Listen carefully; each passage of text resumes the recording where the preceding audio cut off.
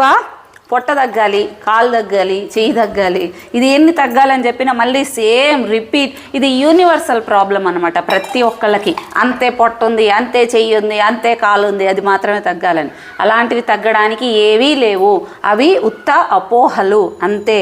ఎలాగైతే ఇది ఒక ఫ్లో, ఇక్కడ ఒక దగ్గర నుంచి వాటర్ ఒక గ్లాస్లో తీసి ఇట్లా పెట్టినా, నేను ఇట్లనే తీసినా కూడా నాకు అక్కడ వరకే హోల్ కావాలంటే ఎలాగైతే అవ్వదో, ఓవరాల్గా ఫ్లో ఎలా తగ్గాలో ఫ్యాట్ కూడా అంతే.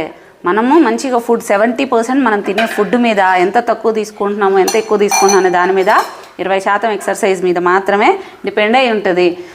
నీకు ఇంకా తగ్గాలి, నువ్వు ఎంతవరకు అనుకుంటున్నావో అది తగ్గాలనుకుంటే ఓవరాల్గా ఫ్లో ఎట్లయితే తగ్గాలో సేమ్ ఇక్కడ కూడా ఓవరాల్గా బాడీ ఫ్యాట్ తగ్గితేనే ఒక్కొక్కరి శరీరానికి తగ్గట్టు, కొంతమందికి చేతులు ఎక్కువ ఉండొచ్చు హ్యాండ్స్ దగ్గర, కొంతమందికి పొట్ట ఉండొచ్చు, కొంతమందికి లోయర్ బాడీ ఉండొచ్చు.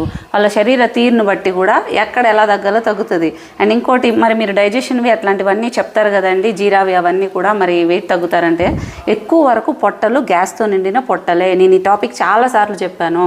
సో ఆ గ్యాస్ట్రైటిస్ అనేది తగ్గితే, బ్లోటింగ్ లాంటివి తగ్గితే తినే ఫుడ్ కూడా ప్రాపర్గా అబ్జర్వ్ అవుతుంటుంది, పొట్ట కూడా తగ్గుతుంది అని చెప్పేసి చెప్తాం అంతే. దానివల్ల ఫ్యాట్ ఏం బర్న్ అయిపోయేది కాదు.